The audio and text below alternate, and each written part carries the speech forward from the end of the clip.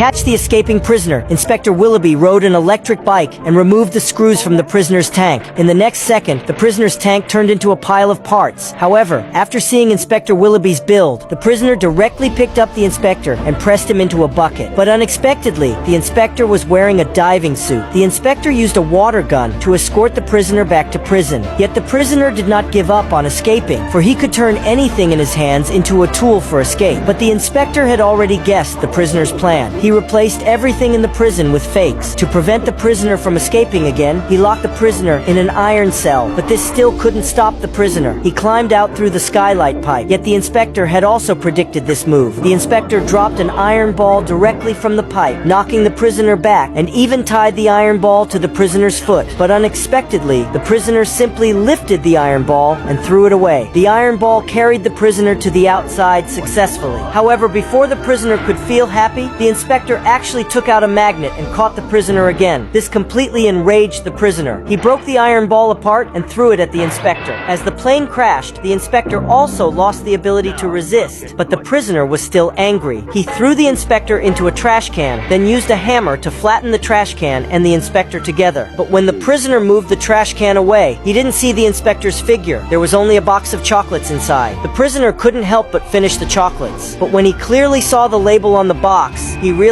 it was a box of bombs. Fortunately, the prisoner wasn't killed in the explosion. The prisoner could no longer stand it. He picked up a piece of wood and tried to break down the prison gate. But unexpectedly, the inspector opened the prison gate on his own initiative. This made the prisoner very confused. It turned out that today was the day the prisoner's sentence ended. But the prisoner didn't want to leave, for he had already fallen in love with the daily life of escaping from prison. So he started thinking of ways to get back into the prison.